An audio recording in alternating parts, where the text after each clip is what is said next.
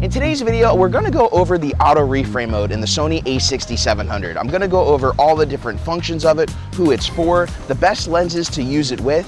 Also, we're going to go over how to enable the mode because it isn't the easiest to figure out how to do. And then once we do that, I'm also going to show you how to add it to the quick function menu so you never have to go through the camera menus themselves to do it. You could just do it at the click of a button and have auto reframing just like we are right here, where it looks like I have a camera operator, but in reality, it's the camera doing its auto reframe. Overheating issues aside, I've really been enjoying the A6700, primarily for its lightweight, its portability, and also the EVF, which is something I didn't really think I was going to need that much because when I'm shooting a lot of family fun style video, and I have the EVF, put it to my eye, I can get some really cool shots and I have that extra layer of stabilization. If you're a solo shooter and you want to be able to film yourself but get more dynamic video, that's where this auto reframe comes into play. Now, after experimenting with the auto reframe, if you want to get the best looking images, I found it's actually best not to use super wide angle lenses because when you get to the edges of the lenses,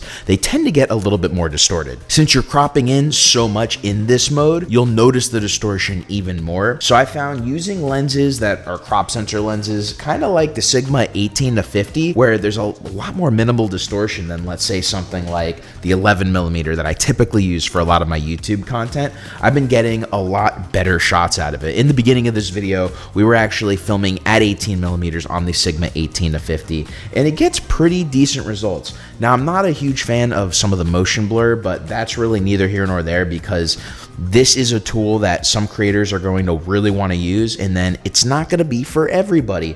But I think if you're a YouTube content creator, maybe if you're a videographer that's filming indoors because of the overheating, and you want to be able to get a not static shot, a shot that has a little bit of movement to it, but you don't want to have a second camera operator, I think this feature is going to be a really good option for those kinds of solo content creators, videographers. So let's talk about how to enable the auto reframe mode. First thing you're going to want to do is hit the menu button and then go to the shooting menu. Go to option 12, which is shooting option, and choose auto reframe settings. Then to turn it on, obviously you do auto reframe on or off, and then you can also choose the different forms of cropping. So you can have a large crop, which is going to be more of a tight shot on your face. You're going to have a medium crop, which is going to be more of a medium shot. And then you're going to have a small crop, which is a very minimal crop. Now, a few tips I found, even if you choose the large crop, if you're too far away, you're not going to still get a super large crop. You're going to end up getting a medium shot if you're a little too far away from your lens. So do keep that in mind. That's why I do like having the flip screen out, so I kind of know the field of view, the area that I'm going to get in post. So that's how to turn it on. And as you notice, you have to go through the camera settings to enable or disable it. But what if you wanted to be able to do it really quickly? Luckily, you can enable the auto reframing in the quick menu. You just can't change your settings. You just want to make sure that you have the settings changed in the camera before you turn it on or off. That way you don't have to worry about changing your settings mid-recording. Now let's talk about how to add auto reframing to the custom FN menu. First, you're going to hit the menu button and go all the way down to the setup menu and then hit option 3, which is operation customize. Then you're going to want to go to FN menu settings and then choose an area that you want to add the auto reframing in the video area.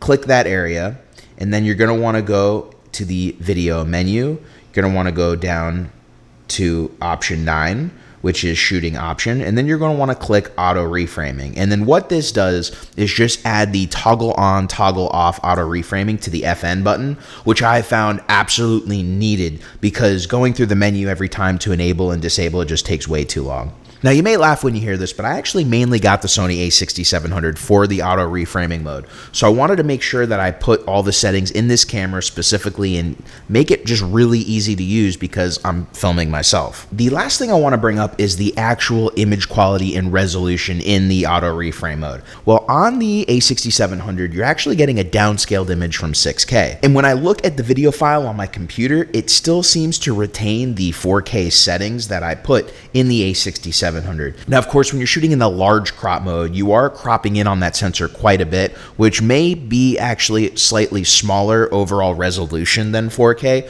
but regardless, you are getting a 4K video if that's the video setting you chose. So that may be a reason for some creators to actually want to use the A6700 over a camera like the ZV1 if you're like me and you really want to heavily use the auto reframe mode on this camera. So if you have any questions about the A6700, I'm going to be doing a few videos on it over the next few weeks, so make sure to get your questions in the comments below and I will feature them in a future video. Any other questions, make sure to put them there as well. And if you got knowledge and value out of today's video, please make sure to hit that like, subscribe, and notification bell to keep up to date with the latest videos from the channel. And until next time, my name's Geoff Fagien. Thank you for watching, everybody, and I will see you in the next video.